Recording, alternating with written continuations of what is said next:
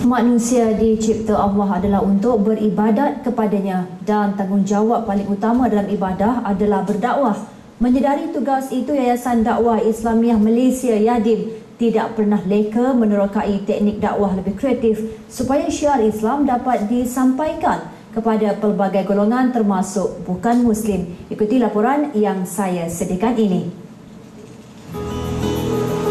Rasulullah sallallahu alaihi wasallam diriwayatkan oleh Bukhari sebagai bersabda, "Sampaikan dariku walaupun sepotong ayat."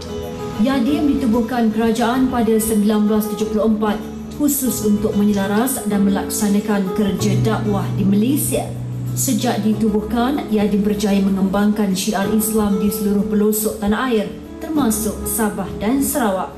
Menurut Yang di-Pertuanya Dr. Ashraf Wajdi Dusuki, di Sabah terdapat 60 pendakwah Yadim, termasuk 2 orang bekas paderi Kristian. Kru Bita Al-Hijrah berpeluang menyertai aktiviti dakwah Yadim di Matunggung, Kudat baru-baru ini. Yang menarik, bekas paderi yang baru memeluk Islam, Muhammad Jamil James Abdullah, turut serta dalam usaha dakwah ini. Meskipun Muhammad Jamil telah memeluk Islam, beliau masih tinggal serumah bersama abangnya yang merupakan ketua gereja daerah Matunggung. Ini boleh jadi kampung contoh hubungan kekeluargaan walaupun Islam walaupun Kristian masih kuat. Alhamdulillah kita dapat lihat keharmonian suasana masyarakat yang ada di persekitaran sini. Umpamanya kita ada saudara kita Pak Jamil ini, beliau merupakan bekas pesta Kristian yang memeluk Islam beberapa tahun yang lalu, dan tetapi kehidupannya harmoni. Abangnya adalah ketua gereja di rumah panjang ini. Jadi kita nak menunjukkan bahawa walaupun berlainan agama dan sebahagiannya masuk Islam, tetapi dia tidak memutuskan silaturahim dan kekeluargaan. Yang itu kita kena bina dalam suasana masyarakat Malaysia yang berbilang kaum ini dan berbilang agama. Tambah beliau, peranan Yadim tidak terbatas pada bidang dakwah semata-mata. Kerjasama turut diatur dengan pelbagai agensi kerajaan bagi membantu meningkatkan taraf ekonomi saudara baru di Sabah. Ada setengahnya melihat bahawa kita tidak pernah menyampaikan Islam itu. Itu masalah kita. Kadang-kadang orang Islam ni kita selesa dengan kelompok kita.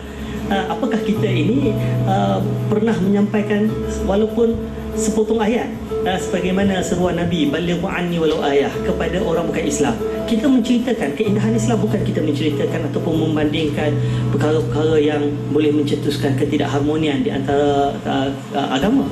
Sementara itu, bagi Muhammad Jamil, 63 tahun, yang memeluk Islam pada 2009, berdakwah telah menjadi darah dagingnya, termasuk ketika menganut agama lamanya sebelum ini. Pengalaman menyebarkan ajaran Kristian selama 29 tahun kini digunakan untuk menyampaikan dakwah Islam kepada masyarakat. Beliau menggunakan pendekatan tidak menghina agama lain dalam menyampaikan syiar Islam kepada masyarakat tempatan. Tentang dakwah ini memang senang bagi saya sendiri. Pasal dulu saya sebagai pendeta 27 tahun, saya sebagai penginjil bilang Islam dakwah. Jadi oleh sebab tugas dan kebiasaan saya begitu. Apabila saya Islam, saya dilantik sebagai pendakwah bebas. Jadi saya bertugas daripada 2009 sampai sekarang ini. Perasaan saya macam sangat baik. Paling manis, isteri dan anak perempuan Muhammad Jamil, Lauren 39 tahun, turut memeluk Islam. Lauren mengakui mendapat ketenangan jiwa sejak memeluk Islam 2 tahun lalu. Saya rasa kami ni macam Muslim ini kan macam lebih banyak mengajar kepada macam kebaikan, kesetiaan, mesti memberi kemenandingan dengan cara yang suci. Walaupun ini iman kan kita dengan antara kita dengan Tuhan.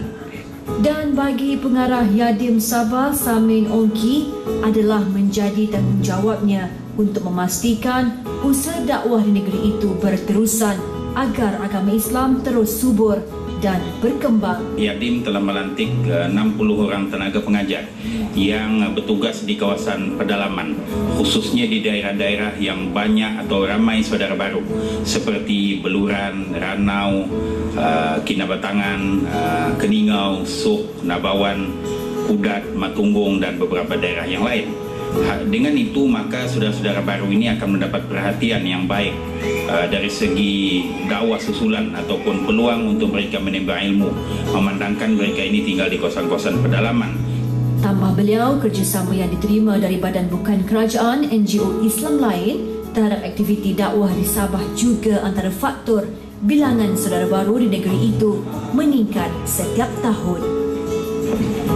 Islam agama yang indah. Islam sesekali tidak pernah memaksa mereka yang bukan Islam untuk memeluk agama Islam. Namun adalah menjadi tanggungjawab kita sebagai umat Islam untuk menyeru dan mengajak mereka yang bukan Islam untuk memeluk agama Allah, agama yang memberi kesejahteraan kepada manusia. Maka pendekatan yang kreatif wajar diterokai agar keindahan Islam dapat ditonjolkan. Laporan Syafina Sinus, Matunggung, Sabah untuk Berita Al Hijrah.